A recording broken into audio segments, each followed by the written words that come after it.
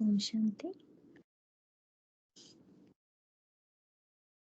मुरली की डेट है 11 नवंबर 81।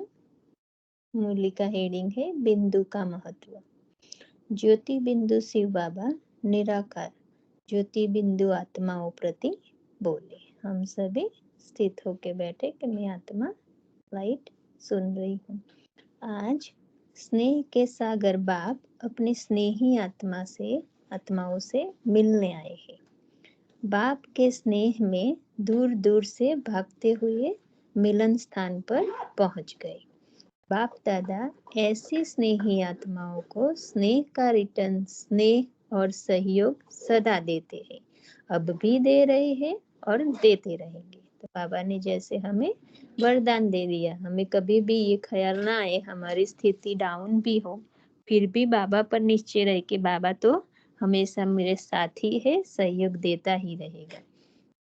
क्योंकि कभी कभी हमारी स्थिति डाउन होने से हम बाबा को भी जैसे समझते कि वो भी मदद नहीं करता, नहीं करे, लेकिन बाबा कहता है मैं सदा ही सहयोग देता हूँ और देता ही रहूंगा।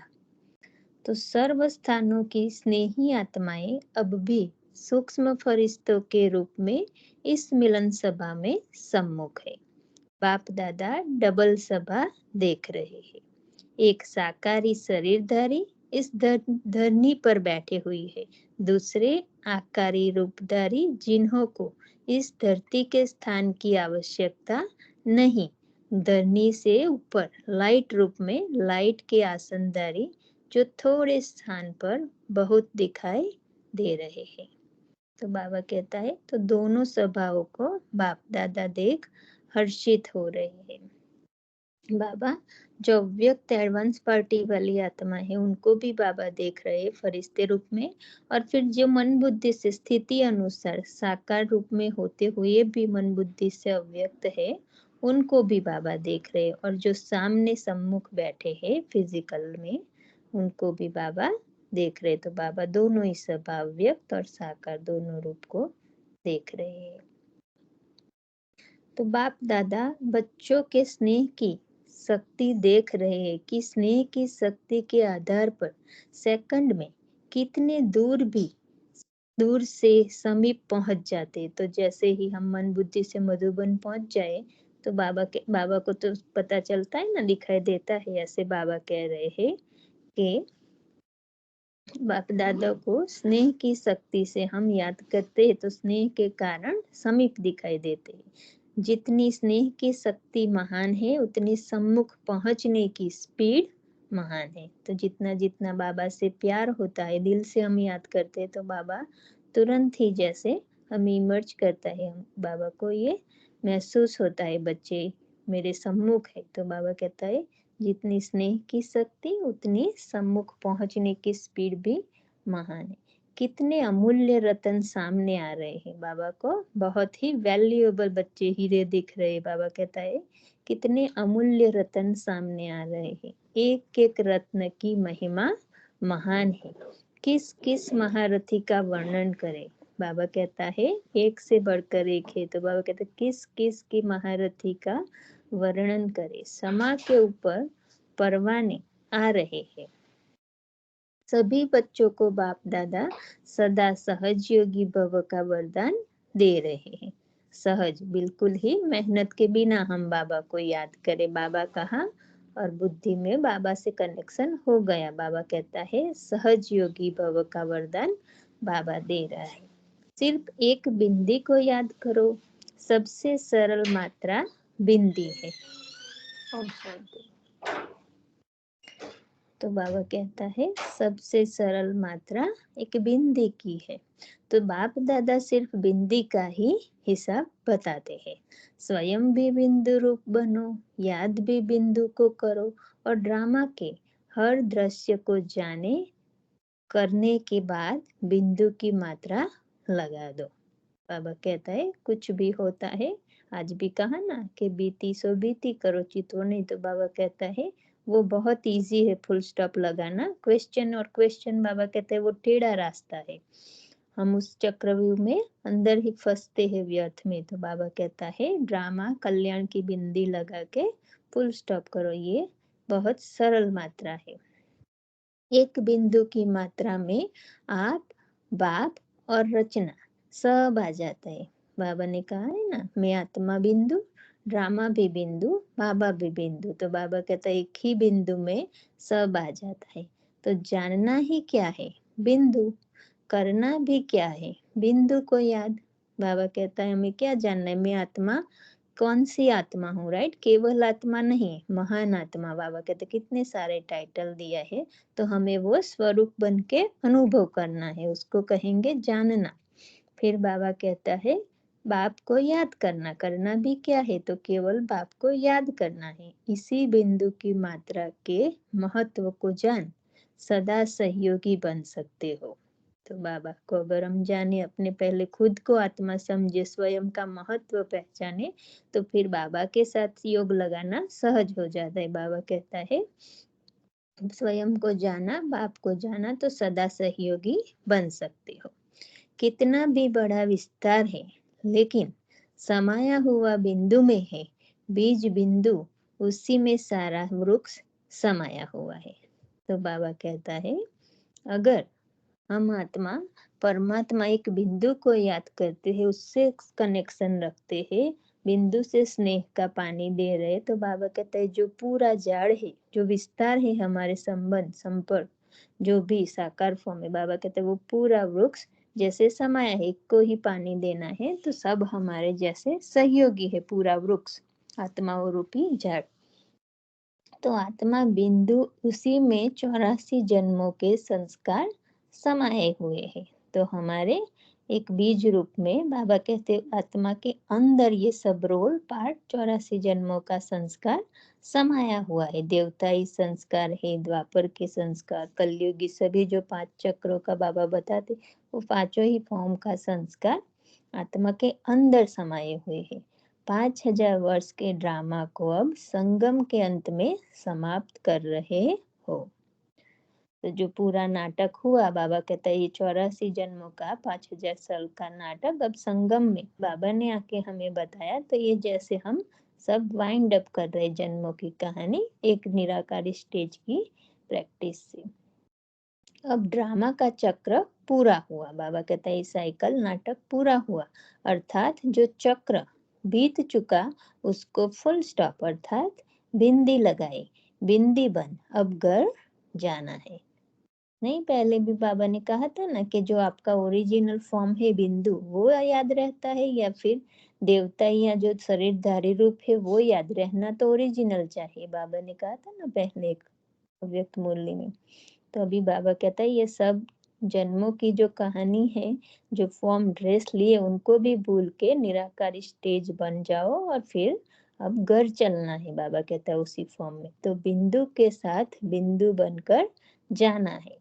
घर भी स्वर्ग बिंदुओं का घर है, सॉरी घर भी सर्व बिंदुओं का घर है। तो परमधाम घर बाबा कहता है केवल आत्मा ही जा सकती है, तो वो भी सभी बिंदु आत्माओं का घर है।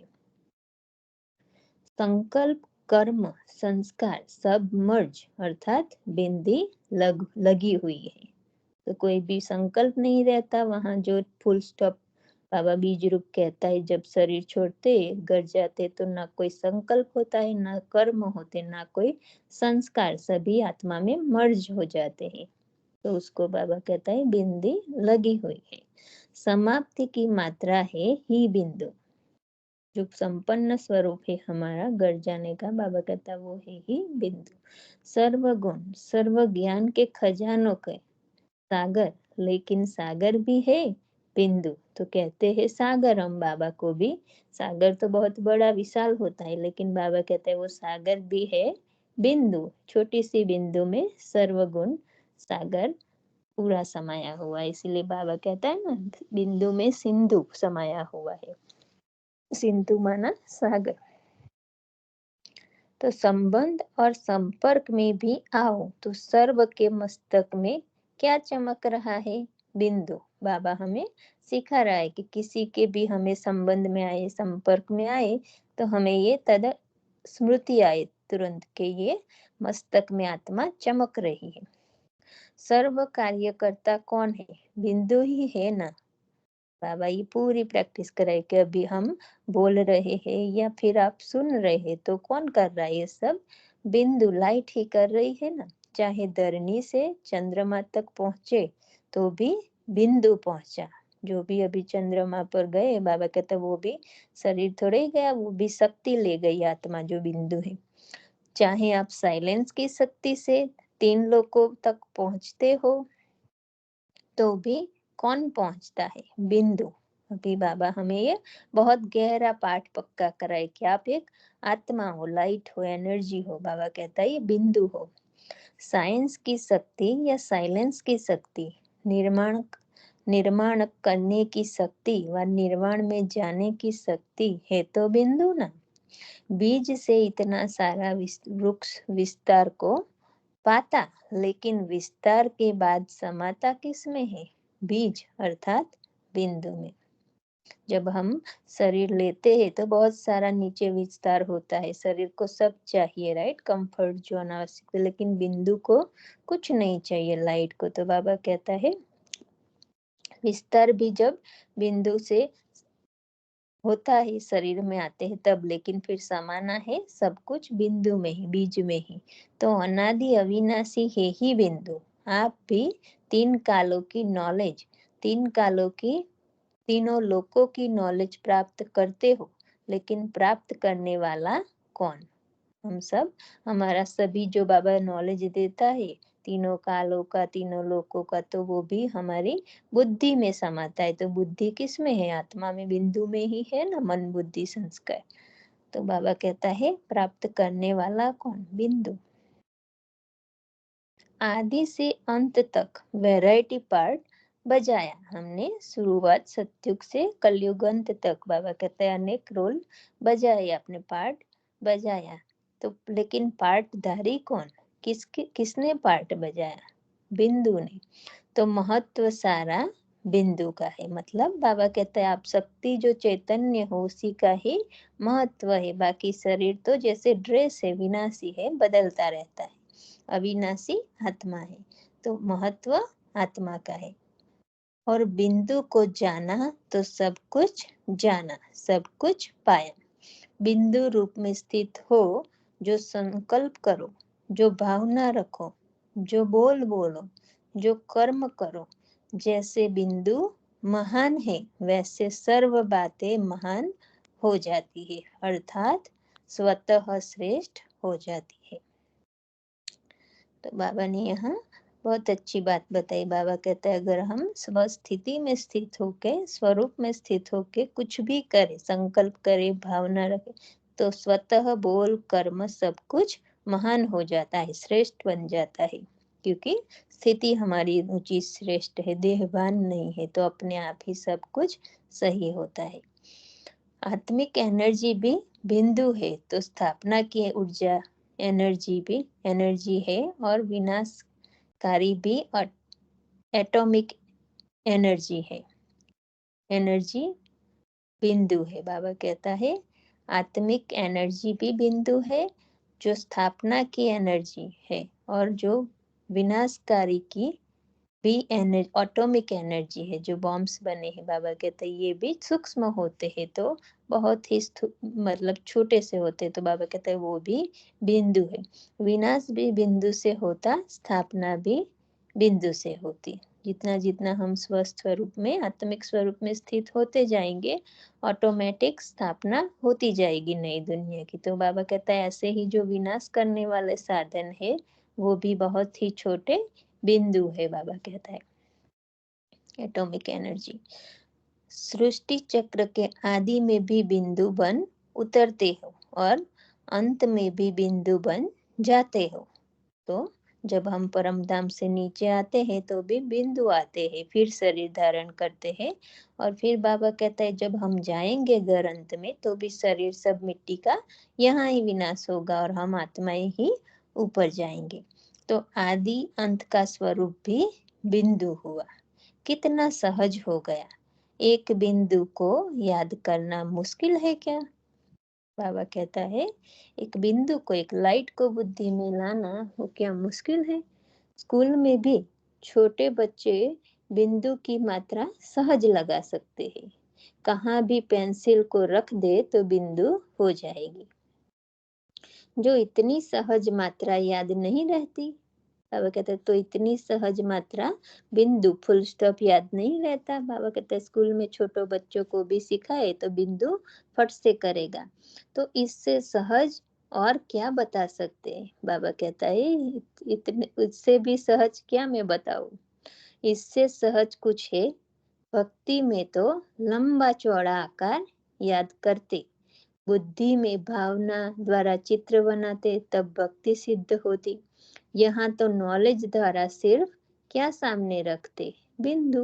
बाबा कहता है नॉलेज के अनुसार, बाबा ने जो हमें ज्ञान दिया उसी अनुसार हम करते हैं। भक्ति में तो बाबा कहता है भावना से बुद्धि से चित्र बनाते। तो इसी बिंदु की स्मृति द्वारा स्वयं ही सिद्धि स्वरूप बन जाते।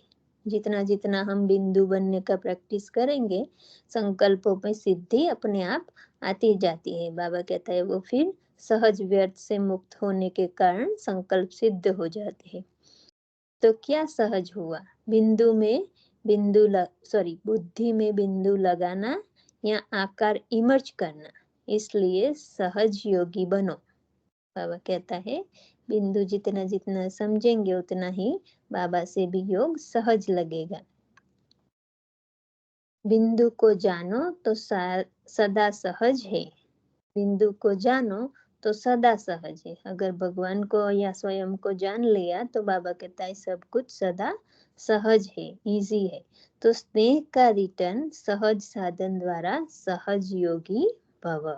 जितना जितना बाबा से प्यार होगा इतना ही बाबा कहता है सब साधन सहज होगा, तो सहज योगी बन जाएंगे। तो सभी सहयोगी सहज योगी तो सभी सहज योगी बन गए ना। विस्तार में जाते हो तो मुश्किल में चले जाते हैं। हम क्यों क्या क्वेश्चन बहुत उठता है तो बाबा कहता है फिर मुश्किल में चले जाते हो, सहज नहीं रहता, फिर टेढ़ा मार्ग हो जाता है। क्योंकि विस्तार में जाने से क्वेश्चन मार्क बहुत लग जाते हैं। इसलिए जैसे क्वेश्चन मार्क की मात्रा स्वयं ही टेढ़ी है, तो क्या क्या के क्वेश्चन मार्क के टेढ़े मार्ग पर चले जाते हो। बिंदु बन विस्तार में जाओ तो सार मिलेगा। अगर हम स्वस्वरूप में स्थित हो के, बाबा कहते हैं अगर बिंदु बनकर भी हम विस्तार में जाएंगे तो भी हमें मार्ग इजीली रास्ता मिल जाएगा, सॉल्यूशन हमें इजीली मिलेगा। बिंदु को भूल विस्तार में जाते हो तो जंगल में चले जाते हो। हम स्वयं को ही भूल जाए, बाबा को ही भूल जाए और फिर क्यों क्या क्वेश्चन करते हैं, तभी बाबा कहता है जैसे विस्तार के जंगल में चले जाते हो, जहाँ कोई सार नहीं, वहाँ कोई सार नहीं। बिंदु रूप में स्थित रहने वाला सार युक्त योग युक्त युक्ति युक्त स्वरूप का अनुभव करेगा। जितना जितना हम लाइट फॉर्म में रहेंगे, हल्का रहेंगे, बाबा कहता है वो आत्मा उतनी सारी युक्त भी होगी, योग युक्त भी होगी और युक्ति युक्त भी उसका स्वरूप अनुभव करेंगे। उन्हों की स्मृति, बोल और कर्म सदा समर्थ होंगे। बिना बिंदु बनने के विस्तार में जाने वाले सदा क्यों क्या के व्यर्थ बोल और कर्म में समय और शक्तियां भी व्यर्थ गवाएंगे, क्योंकि जंगल से निकलना पड़ता है।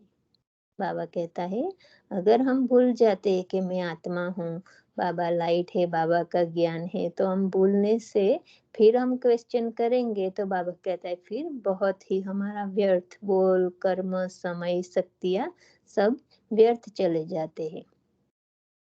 तो सदा क्या याद रखेंगे? एक ही बात, बिंदु सहज है ना। इसमें भाषा जानो न जानो, लेकिन बिंदु तो सब भाषा में है। बाबा कहता है भले कोई कंट्री का, कोई देश का, कहाँ का भी हो, पढ़ा हुआ अनपढ़ हो, लेकिन बिंदु तो सभी भाषाओं में समान ही है। और कुछ भी न जान सको, लेकिन बिंदु शब्द को तो जान जाएंगे। समझा क्या करना है? बिंदु शब्द ही कमाल का शब्द है। बाबा कहता है बिंदु शब्द ही कमाल का शब्द है, जादू का शब्द है। बिंदु बनो और ऑर्डर करो तो सब तैयार है।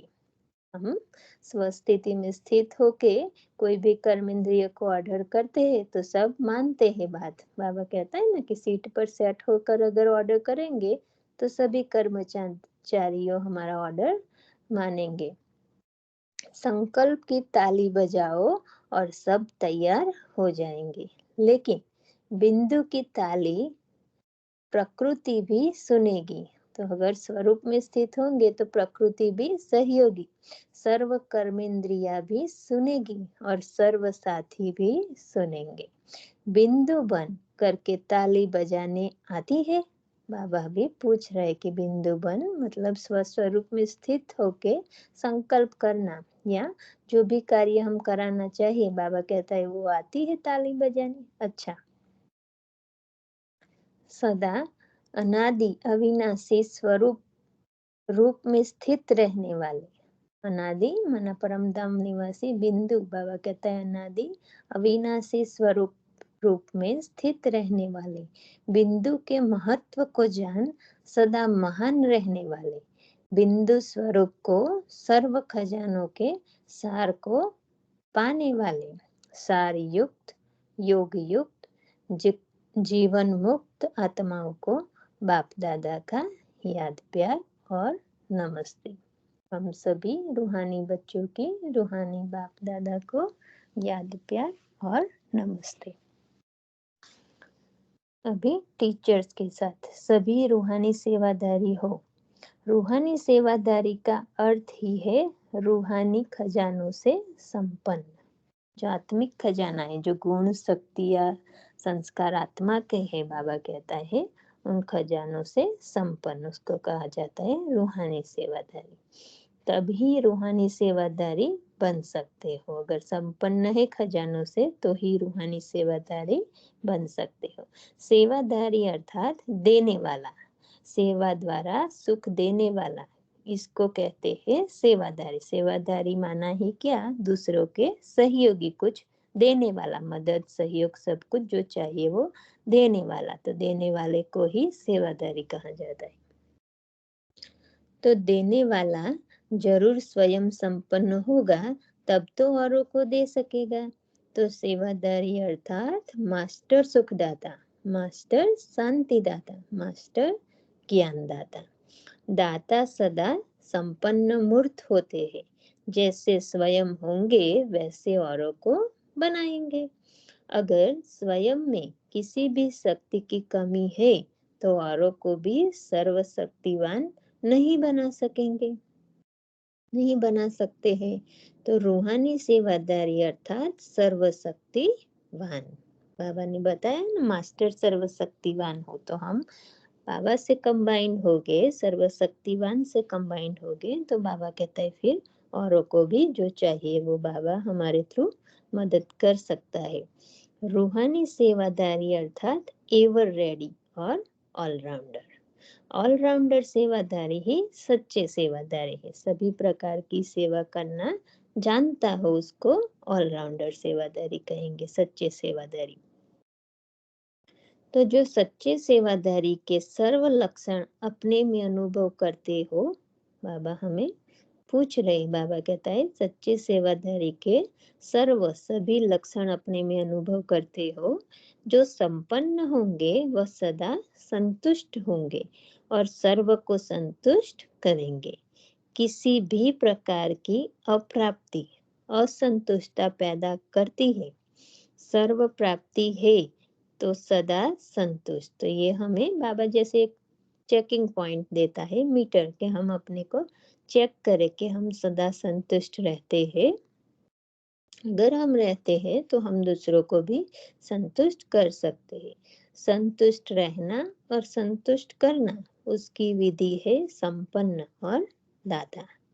दोनों बातें चाहिए। बाबा कहता है एक भरपूरता भी होनी चाहिए और फिर उसको देना भी है। परसों कहा नहीं बाबा के सिर्फ दान लेते नहीं रहो, लेते और देने का बैलेंस चाहिए। तो बाबा कहता है जितना लो मेरे से उतना ही दूसरों को देते जाओ। तो अभी भी बाबा कह रहे हैं संपन्न और दाता दोनों ही गुण चाहिए। कोई संपन्न हो लेकिन दाता न हो तो भी संतुष्ट नहीं कर सकते। सिर्फ लेते रहते हैं भरपूर, लेकिन बाबा कहते हैं अगर किसी को देता नहीं है, देने की इच्छा नहीं है, तो फिर उसको संतुष्ट नहीं कह सकते। तो दाता भी हो और संपन्न भी हो, जो हो इसको बैठ के नहीं रखना, अपने पास संभाल के नहीं रखना। बाबा कहता है दूसरों को भी उसको देना है, दान भी करना है। यह खुशी तो सभी को है ना कि हम विशेष आत्माएं हैं। सारे विश्व में से कितनी थोड़ी सी आत्माएं सदा भाव की सेवा में तत्पर रहने वाली निमित्त बनती है। बाबा कहता है इतने से बड़े विश्व में बहुत थोड़ी सी बाबा के बच्चे जो बाबा को पहचानते हैं और बाबा की सेवा में सदा तत्पर रहते हैं, कितनी थोड़ी निमित्त बनी हुई आत्माएं हैं। तो जो कोटों में कोई में भी कोई आत्माएं निमित्त बनती है, उसमें उसमें हमारा ही पार्ट है, हमारा नाम है। यह कितनी बड़ी खुशी है। बाबा कहता है कोटों में कोई में भी कोई, आप बच्चे हो तो ये हमारा भगवान के साथ पार्ट है, बाबा के साथ नाम है। तो बाबा कहते हैं कितनी बड़ी खुशी है। कोटों में कोई, यह हमारा गायन है। गीता में भी कहते हैं ना, आज भी बाबा ने साकार मुरली में कहा कि कोटों में कोई मुझे पहचानेंगे। तो बाबा कहते हैं ये सब गायन आप बच्चों का है। यह रूहानी नशा रहता है। रूहानी नशा सदा जितना ऊंचा उतना नम्र बनाएगा। तो जितना जितना हमें वो स्मरण स्मृति नशा याद रहेगा, उतना ही नम्रता हमारे में अपने आप आती जाएगी। देहभान का नशा होगा थोड़ा, लेकिन घमंड से, अभिमान से ऊंचा समझेगा। तो देहभान क्या होता है? वो एक प्रकार का, बाबा कहता है घमंड है, अभिमान है। तो अपने आप को बहुत ऊंचा समझते हैं। वो नशा कैसा है? नीचे गिराने वाला। तो सच्चे नशे में रहने वाला सदा नम्र चित होगा। जो घमंडी होगा वो तो अड़ग रहेगा, वो ऊंचा रहेगा, झुकेगा नहीं। तो बाबा कहता है वो तो और ही अभिमानी बनाने वाला है। और जो रूहानी नशे में रहता होगा वो सदा नम्रता, झुका हुआ होगा। नम्रता से ही सबको अपने आगे झुकाएगा। खुद सबको रिस्पेक्ट देगा तो वो ही मतलब और भी अपने आप झुकेंगे उसके आगे। सुखदाता नम्र चितात्मा बन सकती है। जो नम्र होगा वो ही दूसरों को सुख दे सकता है। बाबा कहता है वही सुखदाता बन सकता है। अभिमान नम्र चित बनने नहीं देता। जो हम होता है, बाबा कहता है ईगो, वो हमें नम्र चित, निर्माण चित नहीं बनने देता। नम्र चित नहीं तो सेवा हो नहीं सकती। तो सेवाधारी की विशेषता सदा नम्र चित, स्वयं झुका हुआ होगा, तब औरों को झुका सकेगा। तो रूहानी सेवाधारी, रूहानी शब्द सदा याद रखो। चलते फिरते बोलते कर्म में रूहानियत दिखाई दे, साधारणता नहीं, रूहानियत। बाबा कहता है आप जब चलते हो, फिरते हो, बोलते हो, कर्म करते हो, तो उसमें रूहानियतता, आत्मिक भाव, समानता, दूसरों से इक्वालिटी की भावना, बाबा कहता है दिखाई दे। अभिमान वाली नहीं, ना साधारणता। संतुष्ट आत्मा को ही सेवाधारी का टाइटल मिल सकता है। जो संतुष्ट रहते हैं, बाबा कहता है उनको ही सेवाधारी का टाइटल मिल सकता है। संतुष्ट नहीं तो सेवा लेंगे। जो संतुष्ट नहीं वो दूसरों से एक्सपेक्टेशन रखेगा कि ये मुझे मान दे, ये मुझे कुछ दे, सहयोग दे। तो बाबा कहता है वो होगा लेने वाला, देने वाला नहीं। वो दूसरों से मांगेगा। तो सेवा लेने वाले हो या सेवा करने वाले हो, रूहानी सेवाधारी लेने वाले ही, रूहानी सेवादारी लेने वाले नहीं। आज यह हुआ, कल यह हुआ, ऐसी बातों के पीछे समय गंवा कर सेवा तो नहीं लेते हो। तो बाबा कहता है जो रूहानी सेवादारी होगा वो स्वयं दाता होगा, दूसरों से नहीं लेता होगा, वो समय नहीं गवाएगा। तो यह सब बचपन की बातें हैं। जो कहते हैं ना यह ऐसे हुआ वैसे हुआ, तो बाबा कहता है ये सब मांगना है, सूक्ष्म में रिस्पेक्ट नहीं दिया, मान नहीं दिया, ये सब बाबा कहता है लेना है, मांगना है। तो ये सब बचपन की बातें हैं, छोटेपन की, बच्चों की जैसे बातें हैं। अब बचपन समाप्त हुआ, अभी जो लिया उसका रिटर्न करना है। बाबा से भी हमने जो कुछ सहयोग लिया, बाबा का भी फायदा उठाया, बाबा कहते हैं अब रिटर्न में हमें बाबा जो चाहता है वो सेवा करके रिटर्न करना है। अभी कोई भी कचहरी नहीं होनी चाहिए। बाबा कहता है जो कचहरी लगाते हैं, भूल हुई क्षमा ले, ये ते, बाबा कहता है यह कोई कचहरी नहीं होनी चाहिए। बड़ों का एक्स्ट्रा समय नहीं लेना है। कंप्लेंट्स लेकर दादियों के पास जाते हैं ना, तो बाबा कहता है दादियों का भी समय हम अपनी गलतियों से वेस्ट करते हैं, तो एक्स्ट्रा समय बड़ों से भी नहीं लेना है। किससे कहानियां समाप्त। बाबा कहता है कोई कंप्लेन नहीं, सब कुछ कहानियां समाप्त। अगर अभी तक भी सेवा लेने वाले हो तो आज से समाप्त कर देना। अगर हम अभी भी किसी की कंप्लेन या कुछ भी करते हैं, बाबा कहता है मन में भी बाबा को बताए, बाबा कहता है ये सब आज से समाप्त कर देना, बिंदी लगा देना। बाबा ने आज कहा ना, बीती बातों को चितवो नहीं, चिंतन नहीं चलाओ, हुआ फुल स्टॉप। तो बीती सो बीती, बिंदी लग गई ना, तो समाप्ति की बिंदी लगाकर जाना। वहां से जाएंगे मधुबन से, बाबा कहता है तो यहाँ से ही समाप्ति, आज से बाद फिर कभी कोई कंप्लेंट्स या कोई कहानियां नहीं। बाबा कहता है समाप्ति की बिंदी लगाकर जाना। बिंदी लगाकर सदा संतुष्ट रहना और सबको संतुष्ट करना, यही पाठ सदा याद रखना। अच्छा, अभी दादी निर्मल शांता जी, जो ब्रह्मा बाबा की लौकिक बेटी, बाबा उससे मिल रहे हैं, दादी निर्मल शांता। तो महान आत्मा अर्थात सफलता मूर्त, तो सदा सफलता मूर्त हो ना। जो जितने हल्के रहते हैं उतना सहज और स्वतः कार्य हो जाता है। जितने हम मन बुद्धि से हल्के, क्वेश्चन समाप्त, उतना ही बाबा कहता है हमारा कार्य अपने आप स्वतः ही सहज हो जाता है, जल्दी हो जाता है, अच्छा हो जाता है।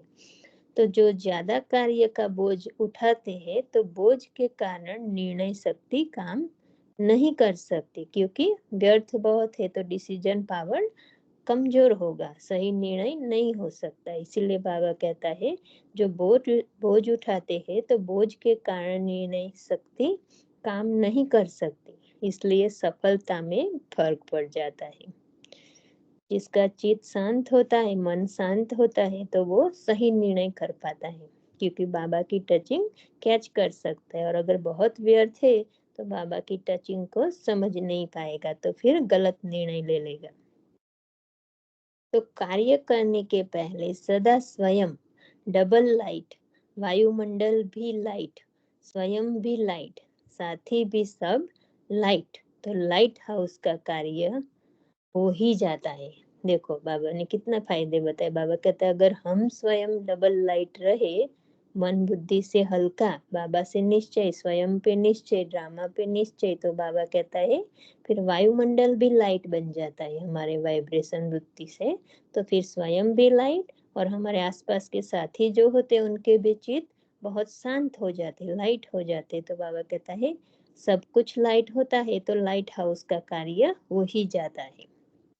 लेकिन कोई भी कार्य जब शुरू करते हो तो लक्ष्य ठीक रखते हैं, फिर बीच में वह लक्ष्य मर्ज हो जाता है। तो शुरू शुरू में बाबा कहते हैं लक्ष्य ठीक होता है, दृढ़ होता है, लेकिन फिर बीच में भूल जाते हैं, लक्ष्य जैसे मर्ज हो गया।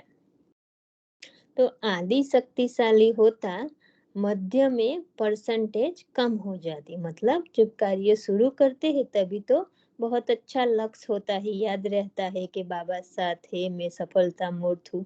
फिर कार्य में थोड़ा घुस जाते हैं तो फिर बाबा कहता है वो लक्ष्य भूल जाते हैं कि कौन साथ दे रहा है, कौन कर रहा है। तो बाबा कहता है फिर मध्य में, मतलब बीच में परसेंटेज, जो दृढ़ता है सफलता का चाबी, बाबा बोलता है वो थोड़ी ढीली हो जाती, परसेंटेज कम हो जाता है। जैसे अनादि में प्लेन के समय, जैसे आदि में, मतलब शुरू में जब बाबा आए यज्ञ की शुरुआत में, जैसे आदि में प्लेन के समय अटेंशन रखते ऐसे जब प्रैक्टिकल कार्य में बिजी हो जाते हो तब भी अटेंशन रहे।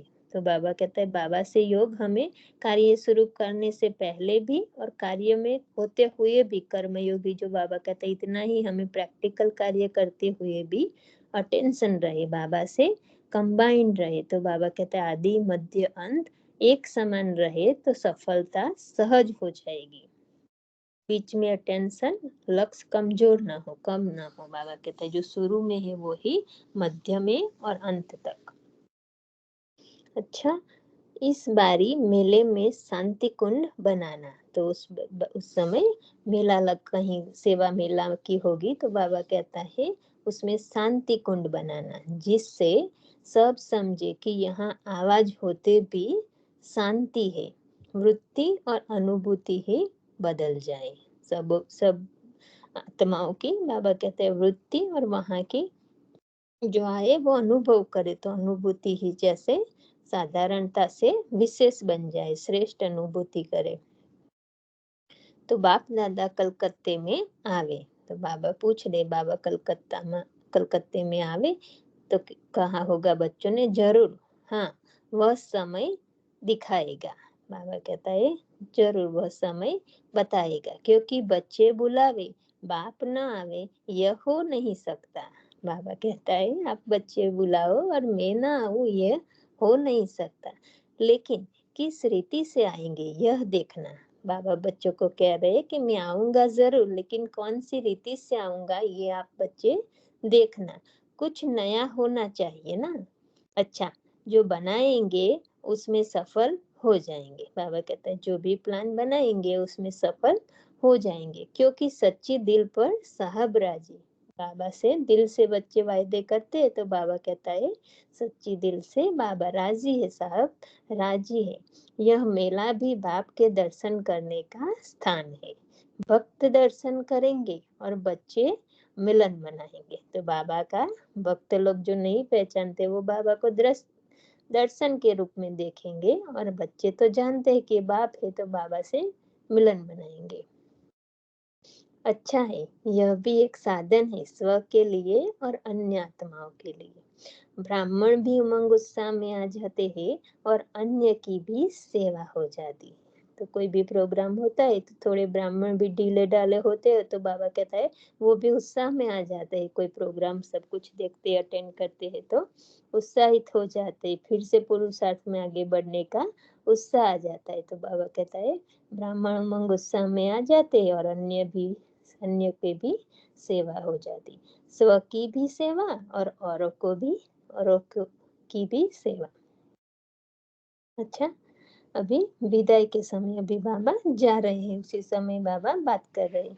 इस सभी ने सुना तो बहुत है, बाकी कुछ सुनना रह गया है क्या? बाबा कहते हैं अभी मैंने बहुत कुछ सुनाया, सभी ने सुना है, लेकिन अब कुछ बाकी रहा है क्या? सिर्फ एक ही बात रह गई है। वह कौन सी? पाना था वो पा लिया, काम क्या बाकी रहा, सब समाप्त हो गया। क्या रहा है?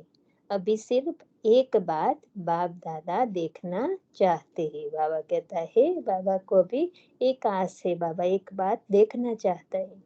सभी 16 श्रृंगारधारी सजी सजाई सजनिया अर्थात 16 कला संपन्न, 16 श्रृंगार ही 16 कला है। तो बाबा कहता है 16 श्रृंगार जो गुण है, बाबा कहता है जो बाबा हमें रोज रोज गुणों से सजाते हैं, शक्तियों से भरपूर करते हैं, वही बाबा कहता है 16 कला है। तो सभी 16 कला संपन्न अर्थात 16 श्रृंगार धारी बने। अभी तक कोई 8 कला, कोई 10 कला, कोई 11 कला, लेकिन सभी 16 कला बन जाए। बाबा संपन्न फॉर्म, फाइनल स्टेज हमारी देखना चाहता है।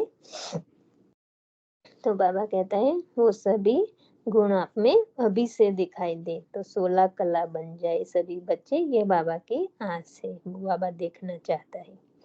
अपने अपने नंबर अनुसार सभी 16 कला तो होंगे ना, जैसे और धर्मों की भी अपने हिसाब से गोल्डन स्टेज होती है, जो द्वापर से आते हैं उनको भी अपने हिसाब से तो शुरू की सतो प्रधान स्टेज होती है। तो बाबा कहता है जैसे और धर्मों की भी अपने हिसाब से गोल्डन स्टेज होती है, तो यहाँ भी सभी की अपने हिसाब से 16 कला होगी ना।